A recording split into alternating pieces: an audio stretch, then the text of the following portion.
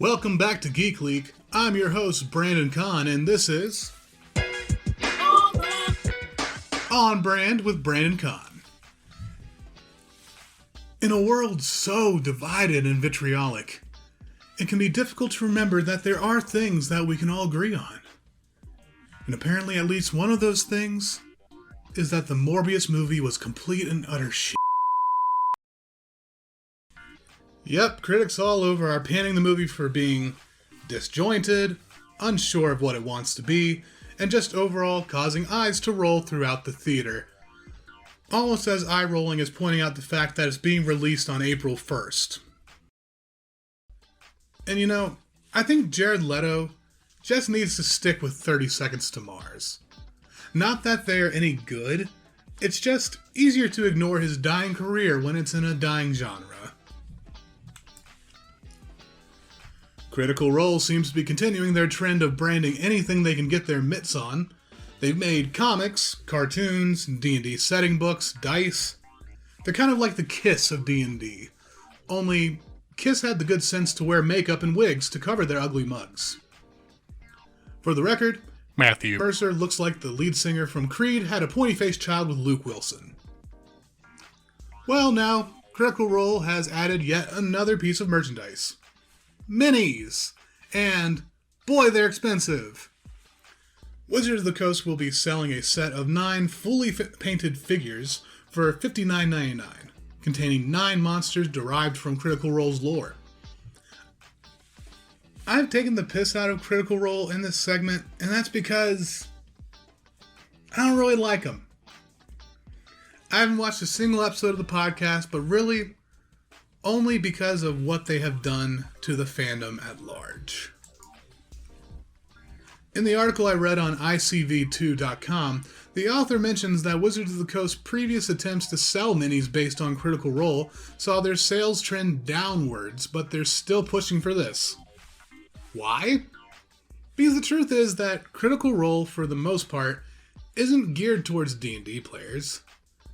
And I'll tell you why I think that. I feel like in the past couple of years, I've met so many new players giving D&D a try, and the first thing that they mention is Critical Role is what steered them to play.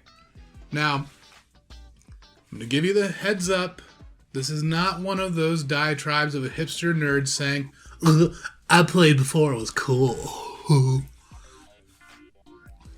I point this out because D&D still isn't cool by most people's account. That's because those same players who were beguiled into trying D&D because of the mostly scripted dramatics, silly voices, production value, and people who weren't your typical game shop mainstays would end up playing real D&D, and then they realized that this wasn't what they signed up for. Some of them would stay and give it a shot, sure. And I do applaud people for having an open mind and stepping out of their comfort zone.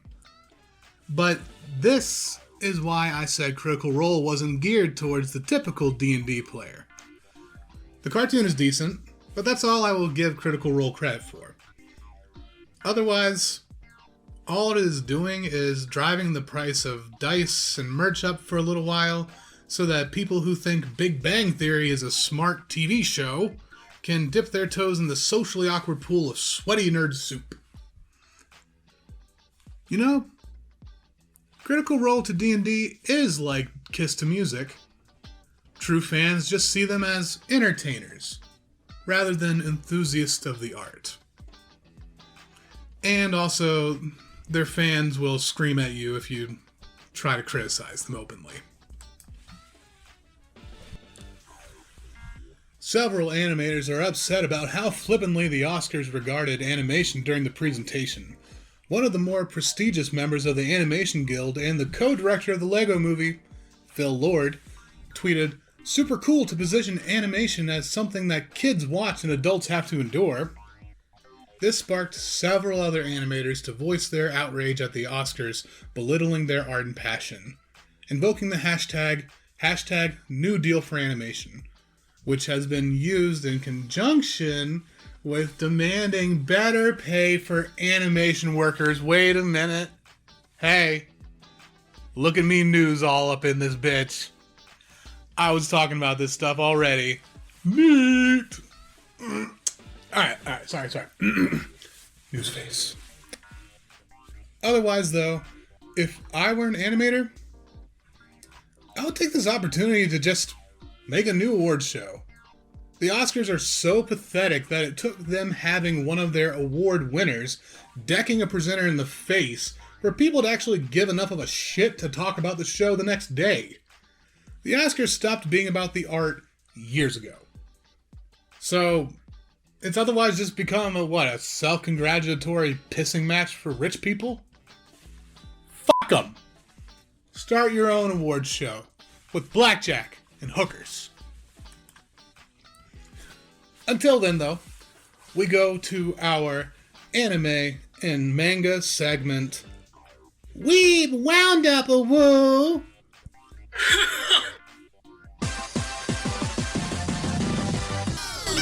Yeah, okay. Alright. Sometimes it's a hit, sometimes it's not. We'll move on. But Netflix is continuing to pump out those animes with a new vampire anime called Vampire in the Garden. The anime is being made by Wit Studio. Wit Studio is the studio who gave us Attack on Titan in the general style of blood and gore with screaming and crying. Drives that point home. By the way, they apparently also produced not one, not two, but 3 Pokemon.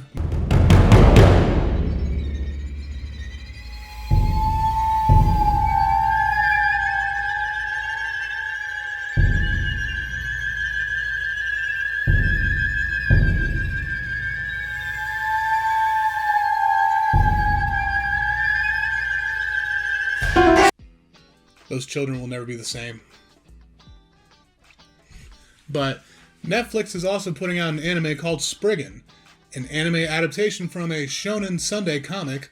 The story centers around an organization who goes around saving powerful artifacts from evildoers.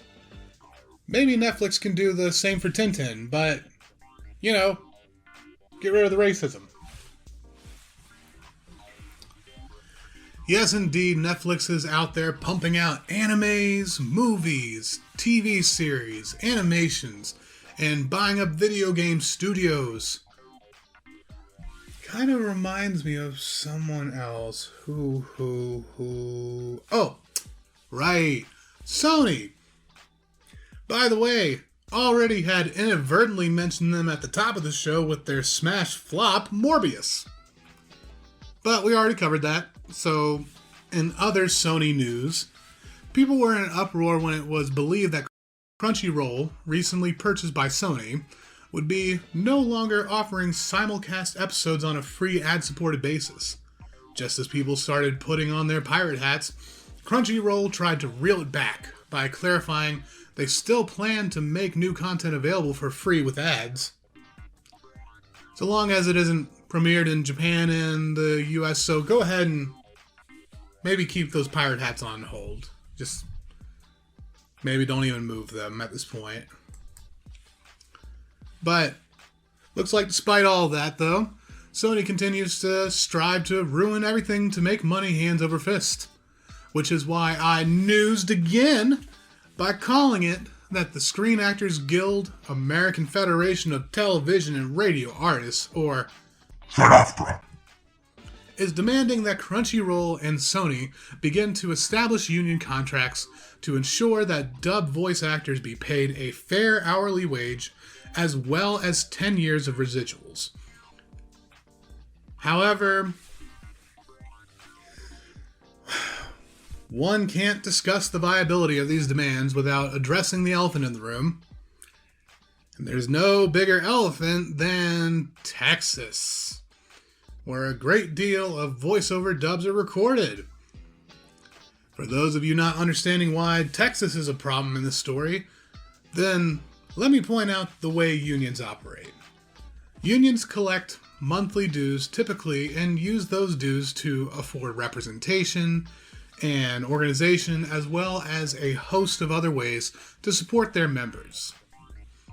Unions are built on the premise that if a company's management isn't willing to treat their employees in an ethical manner or intend to screw them over on their paychecks, that the union can organize strikes and otherwise deprive the companies of quality talent until they're willing to negotiate fair terms.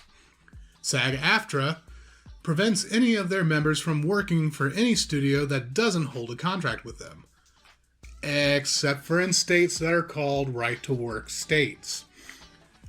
In the least biased way I can put it, right-to-work states are bullshit, even in name.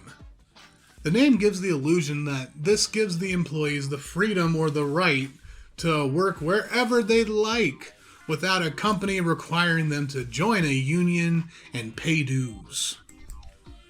This provides a foundation of misinformation that leads to the assumption that this gives the employee the right to work, when in actuality, it just forces the employee to either take whatever money a company offers them, terms in their contracts, or go kick rocks.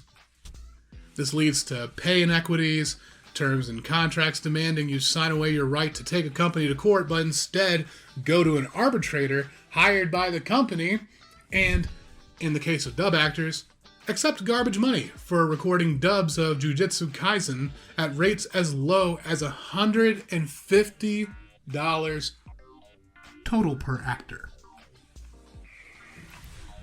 So, my dear viewer, that leads us back to Texas, a right-to-work state that undercuts any attempts to have unions demand better wages for actors by continuing to pump out lies about how unions operate and exploiting talent for huge companies like Sony. I can preemptively shoot down any arguments that may be forming in an anti-union person's head by bringing facts. Yeah, I could bring those to the table. But as I've iterated before, I'm not trying to host a political YouTube show. All research is going to be biased to a certain degree, so I'll just keep my closing remark on this simple. Do you not appreciate voice actors of your favorite shows? Do you think Sony can't afford to pay these people like the celebrities they clearly are?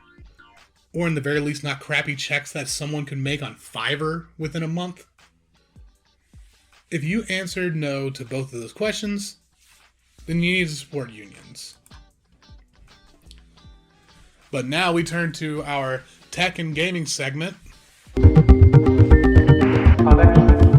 Connection. Amazon Game Studio head Mike Frazzini will be stepping down from his role. He says that his reasoning is to focus on family, but given his track record, I'm pretty sure the gaming community made that decision for him rather than his family.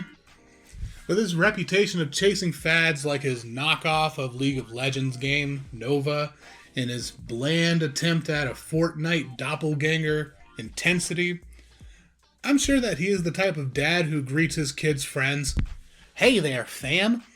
Isn't this video game just so bae?" In indie gaming news, a production studio named Project Ryu put out an absolutely amazing looking trailer for their self-titled game, Project Ryu. Let's take a look.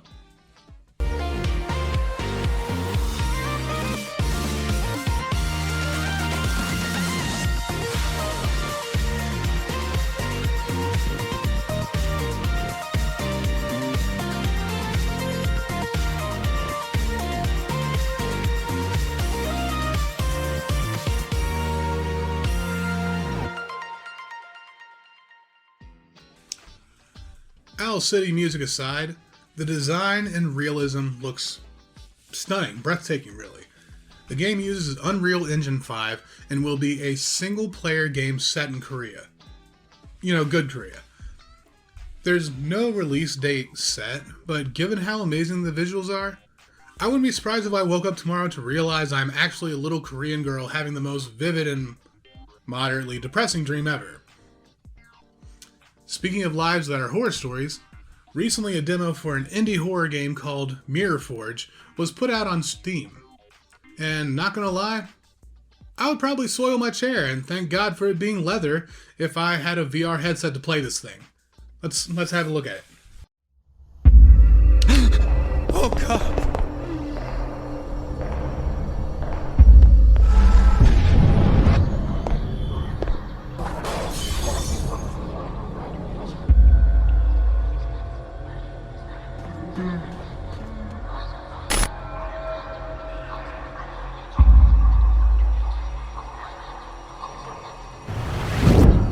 Jesus Christ.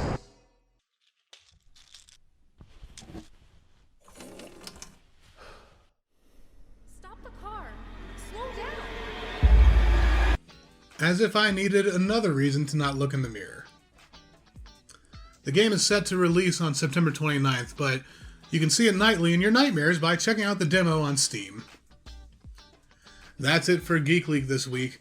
Be sure to like and subscribe to us across our different platforms. Sorry I wasn't streaming last week, but I'll do my damnedest to stream more of my different arts, crafts, and hell, from the time that the show was recorded and released, I may let you all see me drop a load in my pants saying, playing a horror game on Twitch. I'm Brandon Conn, and Sora, help! Geek out!